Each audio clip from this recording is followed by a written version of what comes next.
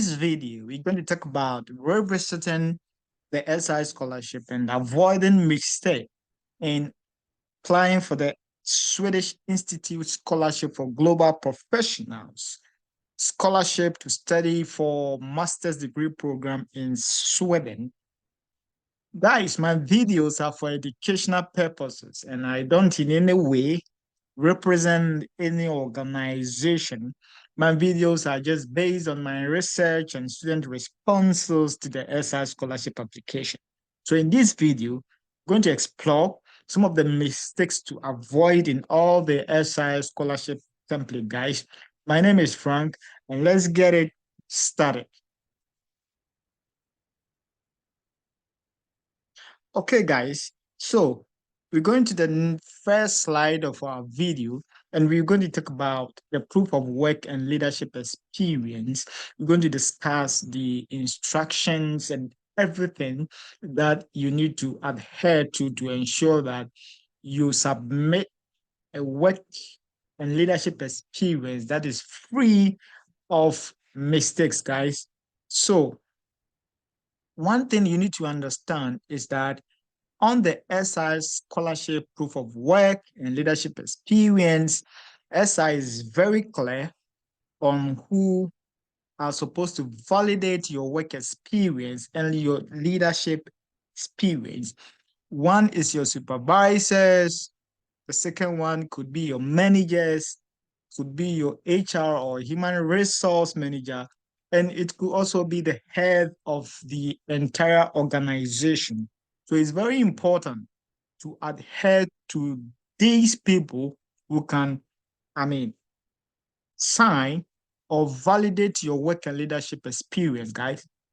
You don't need to allow your colleagues to sign these forms for you. Okay, in any case, superior in the organization should be able to validate your work and leadership experience.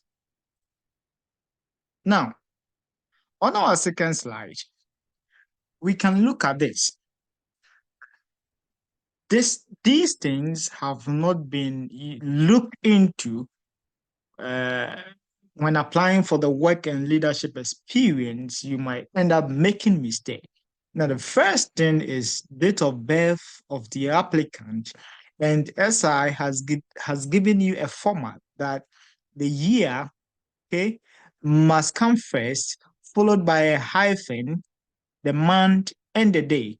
So try and avoid mistakes. Just provide exactly what has been, given to you by the SI, so that you provide forms that are free of mistake. Okay. So the second one is the time period of employment. Now, in the time period of employment, you have instructions that the year should come first, followed by the month and the day. So an example is what I've provided on the right. So the year, for example, 2020, the month is November, so 11. The day is 2nd, so it's 2nd November 2020. So the format has been given to you. Now, this format is different from the date of birth format. Okay, the date of birth format must have hyphen, but the time period of employment should not have hyphens, guys. Then you have this dash. Okay, then you provide the time period, of course. If it is up to your current date, okay, then you must write up to today. Okay, all right, guys. So you need to adhere to the instructions. Don't follow your own instructions. Go by the SR scholarship instructions, and you're going to have work and leadership experience free of mistakes, guys. We move on to the next slide. Now, the next slide talks about the hours applicant has worked in total in the organization. Now, here it is hours, not years. So you can enter 3 years, 5 years, 6 years. These are not allowed based on the instructions. Now, you need to convert the number of years you have worked into hours. So if you do the calculations, which I've made a video on this, how to do calculations, to get the total hours you have worked in an organization. I have this video already, and you can check that in my channel. Guys, I've made this video already, and you can check on my channel, guys. Now, after calculation, you might get some number of hours. So, for example, you do your calculation and you get 3,000 hours. Then you put the 3,000 hours on the right-hand side here. Okay, if you get 6,700 hours, then you can put that there. So avoid writing number of years, 10 years, 5 years. These are not what is expected if you read the instructions, guys. We move on to the next slide. Then on this slide, we're going to talk about the format of the template. It is important to avoid adjusting the format of the template. The template has been provided to you by SI. Use that template.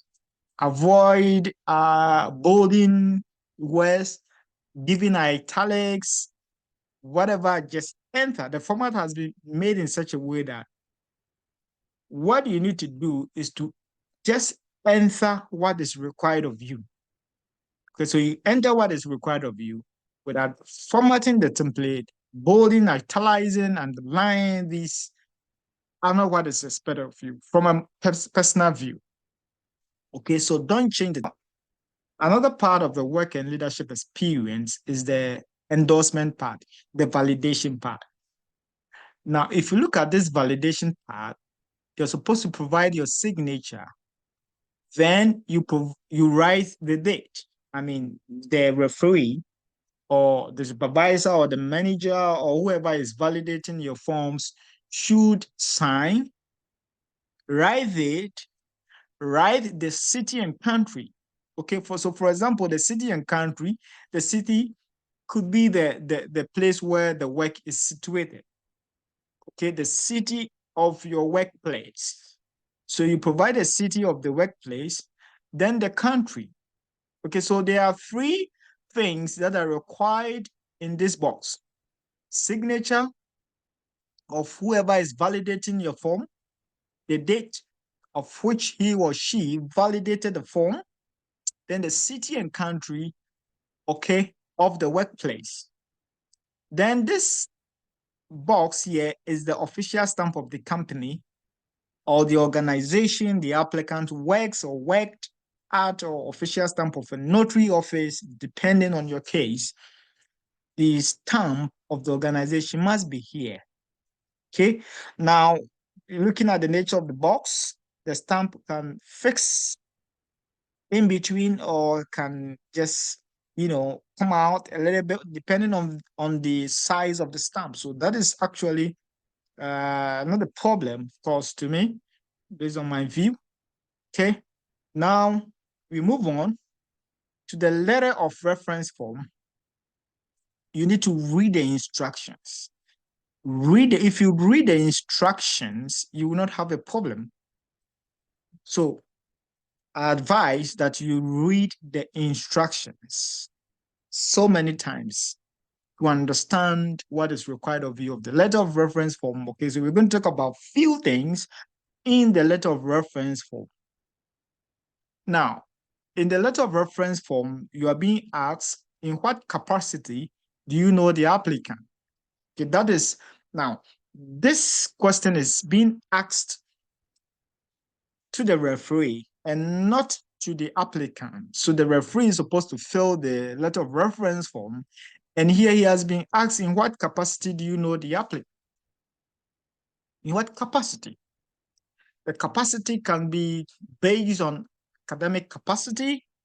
It can be based on a professional view. Okay, so if it is on a professional view, like an employment, then that means the referee needs to write in what capacity. The capacity can be professionally. I know the applicant professionally as a science teacher, as a secretary, as a banker, depending on your case. Okay, and how long has the applicant been working or studying with you at your organization? How long has the applicant been working or studying with you at your organization or university? Please specify the number of hours. Now, the referee needs to read the instructions of the reference form, but it's also important as an applicant, you guide your referee on how to calculate the hours, because some of them may not know how to calculate the hours, but you are applying for the SR scholarship and you have the experience in terms of how to calculate for the work, in terms of how to calculate for the number of hours. So it's important you actually guide your referee, and the number of hours here should correspond. If you are providing a work and leadership experience, for example, you provided a work experience from this organization that the referee is going to sign, that means the work experience number of hours should correspond with the number of hours given here by your referee. Yeah. The third one is the curriculum vitae or the CV. Here, one thing I can talk about here is that do not delete the images here. This image represents location. This image represents telephone. This image represents email address. Then your mobile number is here. So what you need to do here is just to clean from where we have written, they have written, replace with your current residence address, house number, street name, city, postcode, country. You need to delay these words and enter what has been asked of you here, like house number, street name, city, postcode, country code, and others. So these are one things to prevent. Make sure you do not, provide a CV full of errors. Now, in the work experience, what I can say is that here you have two bullets. The first bullet, replace with your main tasks and responsibilities. So you have a first bullet that tells you to replace with your main tasks and responsibilities.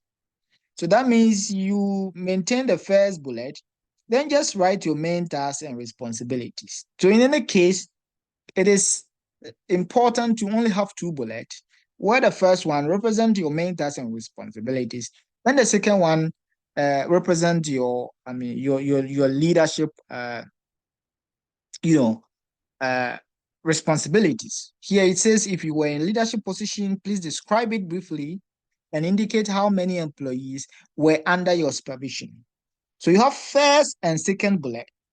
Now, if you provide a third bullet or 5 bullets, which one represents your main tasks and responsibilities and which one represents your leadership position? As I may not know that. So my advice is 2 bullets, maintain it. First one bullet tells you what to do, and the second bullet also tells you what to do. Okay. So guys, these are the information that I have for you. Please subscribe to my channel. Get more information on how to apply for a lot of scholarships that I'll be bringing to you on your doorsteps, visa sponsorship jobs that I will research on and provide it on my channel so you get yourself updated. Thank you, guys.